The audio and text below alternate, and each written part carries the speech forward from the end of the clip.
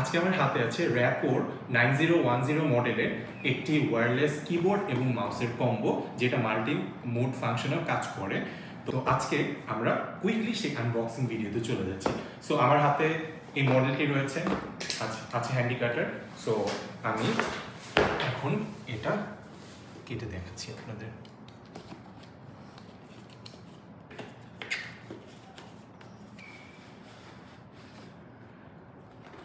আপনারা দেখতে পাচ্ছেন আমরা প্যাকেটটা খোলার পরে প্রথমে যে ওয়্যারলেস কিবোর্ড সেটা দেখতে পাচ্ছি। মাউস দুটোই পেয়ে গেলাম। প্রথমে মাউস যেটি রয়েছে সেটি আনবক্স করছি।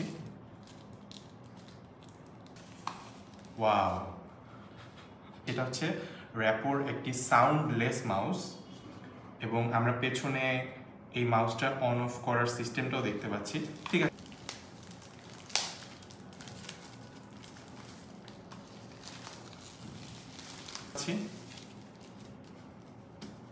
দেখেন এটা লুকটা ভেরি মিনিমালিস্টিক।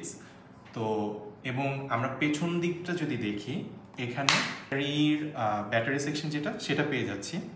এখানে battery wireless connection, so that এটার সাথে কোনো আলাদা করে, এবং কিবোর্ডটা যদি দেখি ইটস ভেরি স্মুথ এবং মাউসটা হচ্ছে ভেরি স্মুথ।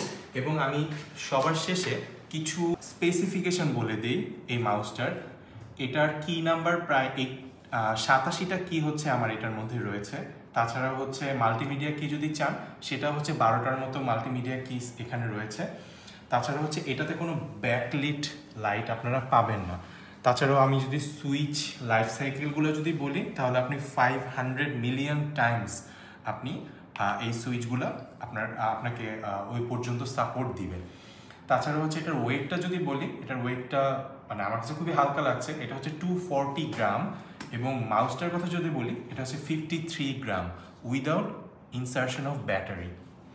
তাছাড়াও আমার কানেক্টিভিটির জন্য এখানে জাস্ট একটা সুইচ রয়েছে, যেটাতে আমি ক্লিক করলে এটা যেহেতু আমার মাল্টিপল মুডে এটা কাজ করবে।